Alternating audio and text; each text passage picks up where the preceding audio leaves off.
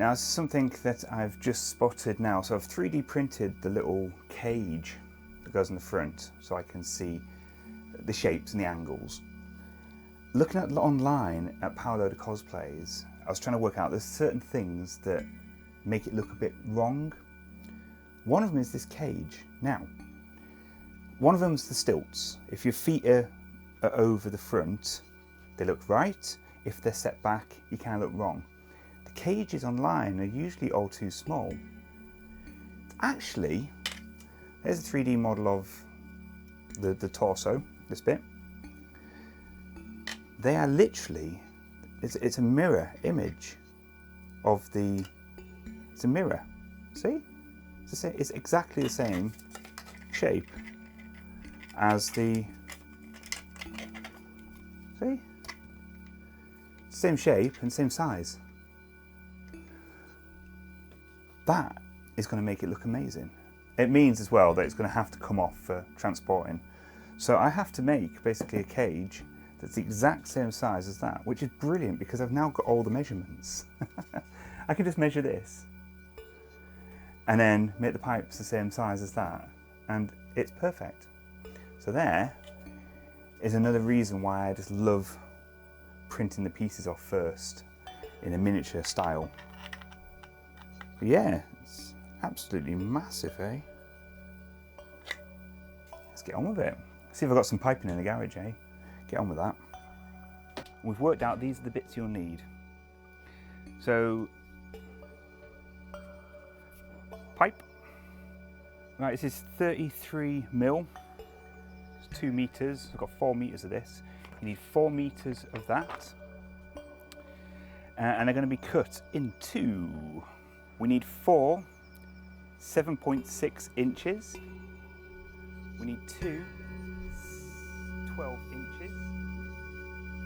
We need 2 3.6 inches. We need 7 8 inches. We need 2 15 inches. So that's what I'm going to do now. I'm going to cut this into all these parts, and then we'll go from there.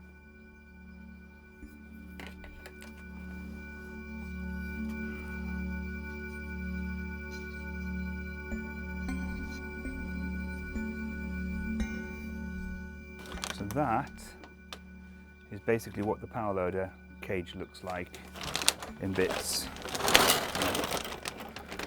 There it is, all of it. 3D printed piece here. It's a piece missing here that I can't find in the model, because obviously the cage doesn't sit at that angle. It sits like this. There must be a block or something. So what I've done is I've actually made these top bars that I picked. I'm just making them the bottom as well. So we cut all the bits out.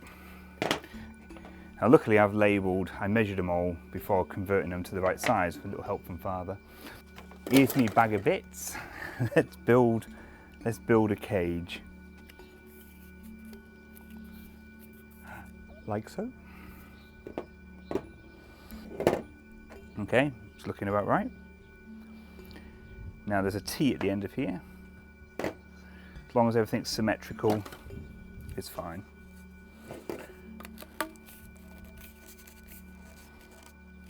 Okay, looking good.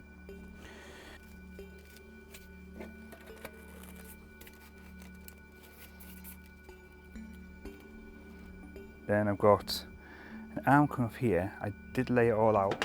I took a photo. I'll put it up now. This is the photo of me laying it all out on the floor at B&Q. That one, which are going to be too long. So yeah, things have got a bit complicated. So I was cutting them out, putting them all together, but what I hadn't taken into consideration was the space in between the parts.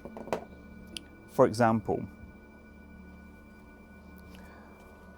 up here, this bar here, I've got is 4 centimeters, which I've worked out 4 centimeters are the 8-inch pipes. So that pipe in there is perfect. But if I'm putting a buckle in, it takes up a chunk.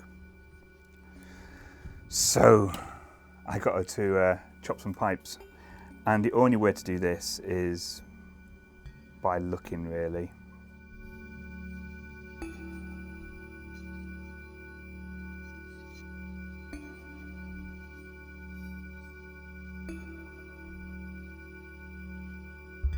We're looking like we're almost there. So all I need now is these little bits. So let's see, what did we do? We had that.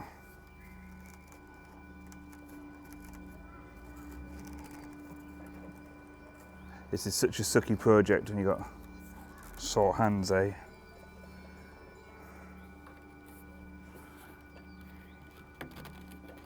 I've got to say, this was really fiddly. That was an absolute nightmare. There we go. Finally got there. On the model, there was ports. So what I thought best thing to do is I've got these, which are a little bit too big. They're like a few mil too big. These are going to be attached here. Nice, like so. I'm going to drill a hole through and pin them in place. They're all going to be in their little homes.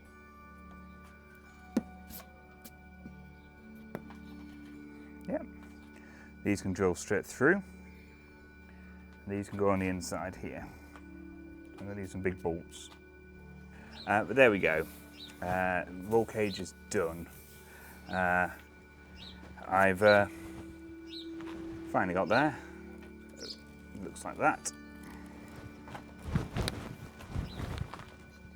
Right, so you saw, I spent hours outside making the cage. So I've got the 3D model here. I'm using Google references, Google Images. And I ended up with this. You ready? Oh. So, what do you think? There we go. I think that's pretty sweet, eh? Got to put a light in here. Got to cut a piece out and put a little flashlight that slots in, so it lights up Ripley's face. There's another thing people don't usually do, but she has lights that are firing up her.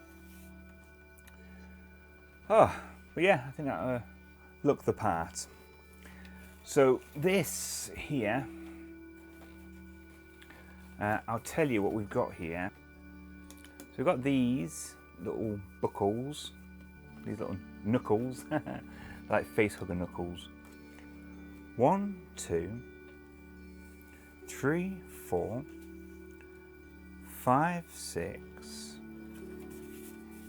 7, 8, 9, 10. Got 10 of those, and they are 135 degree buckles. Then you need the T-junctions. Now, unfortunately, I've had to go for them having a slight bend in them. They can still look cool, but there's a slight bend in them. But the T-junctions need 1, 2, 3, 4, 5, 6, 7, 8. 8 of those. And that's all the pieces you need. Then you need your bars, your plastic bars. Now, when I started doing it, I worked out all the sizes, but I didn't take into the fact that these have got a gap in between each one. So, if we look at this now, you need 19 centimeters times 1, 2, 3, 4, and then you got 6 centimeters, 6 centimeters, that's 2, 20 centimeters, 20 centimeters, 20 centimeters, 1, 2, 3, 20 centimeters, 27 centimeters, 1, 2, 15 centimeters, 1, 2. In between these is just a little 2-inch bit of offcut thrown in, hold them together. I'm going to glue the whole thing together afterwards. And the last ones we got, there's 22, 22, I think we did that, didn't we? Yeah, we did that.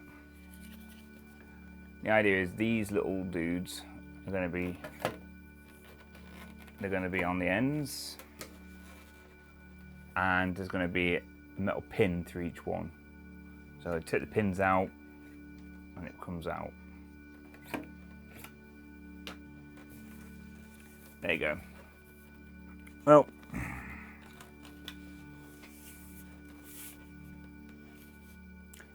this is DAC 79 out.